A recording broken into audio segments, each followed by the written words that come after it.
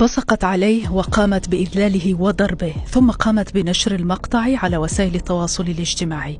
البلوجر الجزائرية وحيدة قروج تقف خلف القضبان بعد القبض عليها بسبب تعديها على مدير أعمالها. فما القصة؟ خلال الساعات الماضية نشرت البلوجر الجزائرية وحيدة قروج فيديو صدم الجزائريين وانتشر كالنار في الهشيم، إذ ظهرت وهي تعتدي على رجل بالضرب المبرح، ولم تكتفي بذلك بل قامت بالبصق عليه وشتمه بعبارات مهينة، كما قامت بتصويره للتشهير به بينما لم ينطق بكلمة، وبدا مستسلما منهارا أمام صراخها عليه ولطمها لوجهه ورأسه. بعد التدقيق في الفيديو تبين أن الرجل المعتدى عليه هو مدير أعمالها، والتي قامت باستدراجه لمنزلها والاعتداء عليه تحت طائلة التهديد بسبب خلاف بينهما، وفقا لما نقلته الصحف المحلية من اعترافات قروج.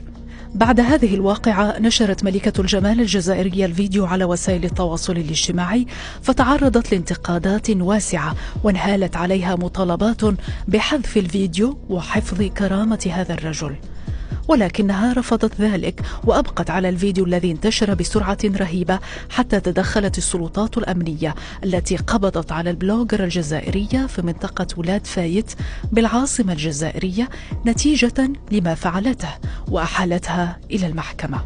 وفي 27 من فبراير الحالي مثلت قروج أمام محكمة الشراقة، وقرر القاضي الزج بها خلف قضبان سجن القليعة بشكل مؤقت لحين استكمال التحقيقات والإجراءات القضائية. فما العقوبة التي تستحقها؟